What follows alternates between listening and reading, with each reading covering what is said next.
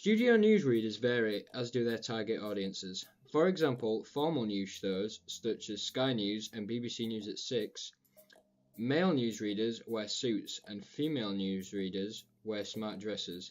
Their body language is very formal, they sit upright and deliver the news clearly and confidently, speaking fluently and using no regional slang.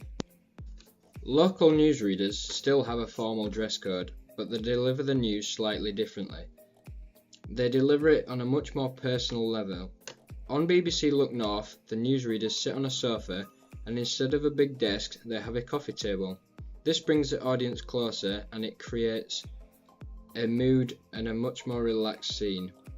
The local newsreaders will often talk with a local accent, so the audience knows they are part of the community. This will lead to them being trusted. Some entertainment news channels, such as E-News, are very relaxed. The newsreaders all look to be glamorous models, male and female. It is presented very informally, and far more hand gestures are being used to exaggerate points. Immediately, from the bright colours, you can tell it is aimed at a far younger audience. The name E! Even shows how fun it is. You wouldn't find a Look North !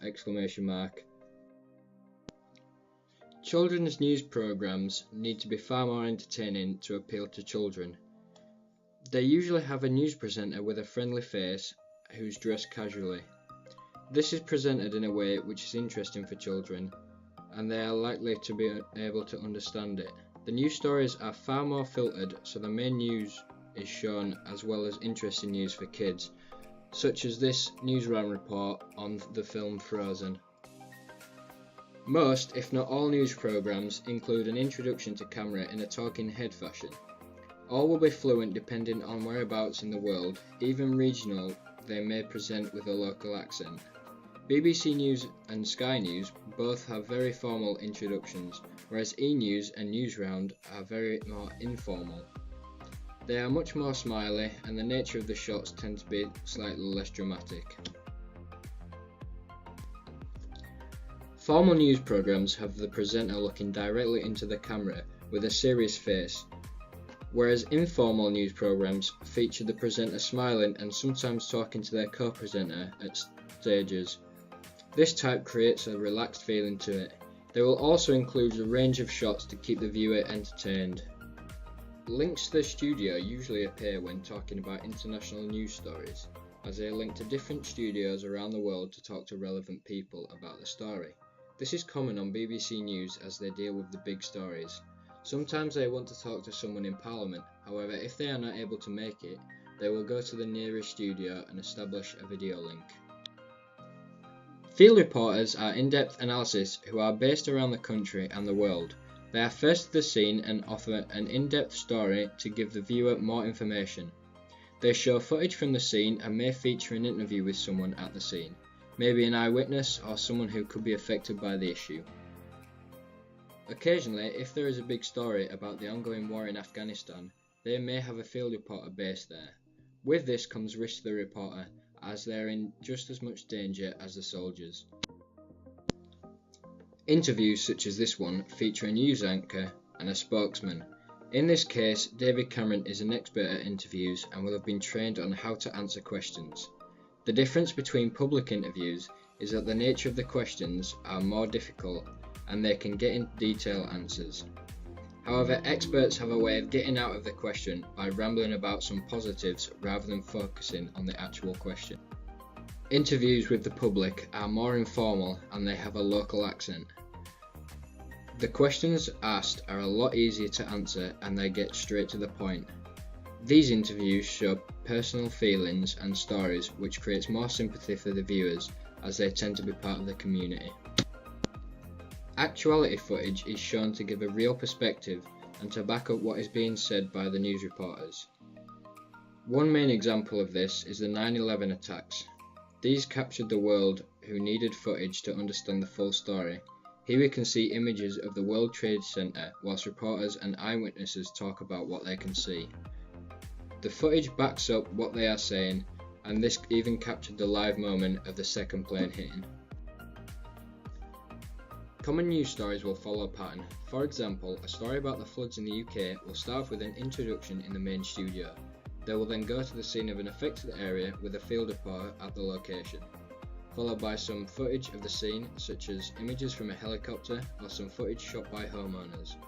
They may then cut to an interview from a member of the public or an expert spokesman from the government or a nature agency. The field reporter will then summarise things up from the scene and then send it back to the studio, who will wrap things up as a whole.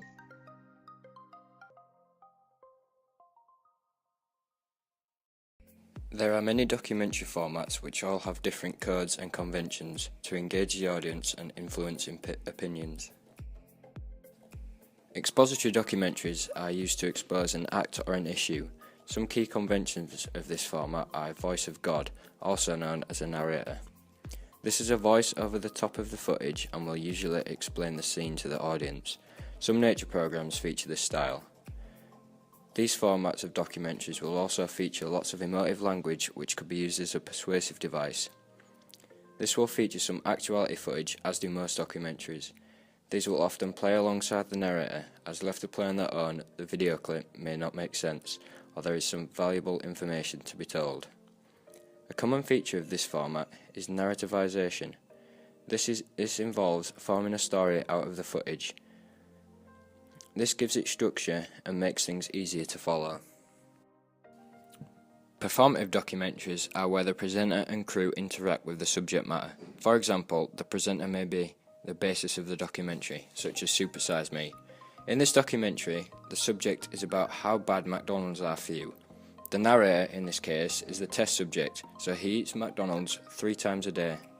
Some conventions of this documentary are handheld cameras. This creates a point of view feeling for the audience, and they seem closer to the action. Other conventions feature the presenter talking directly to the camera, engaging the audience. The audience may feel connected to the subject matter, as these conventions create realistic feeling. A feature of this format could be dramatization. This is involved when reconstructing the scenes, but with added music and special effects to make it more entertaining and gripping. Observational documentaries are those in which the crew and presenter have little input and just watch the events unfold. These are often the most reliable, as they are real-life events and should be uninfluenced by the crew. Wildlife shows are most common in this documentary format, as the animals are best captured in this format. However, some documentaries, such as Secret Life of a 4-Year-Old, capture people in their environment who are unaware of being filmed, and they capture the real-life moments that occur. Common conventions of this format would be little narration, as the filmmakers allow the viewer to form their own opinions.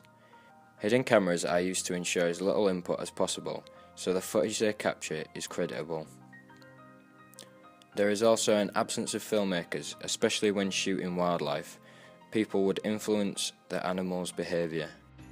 This leads to the footage becoming a more accurate representation into the wild. This is also called realism.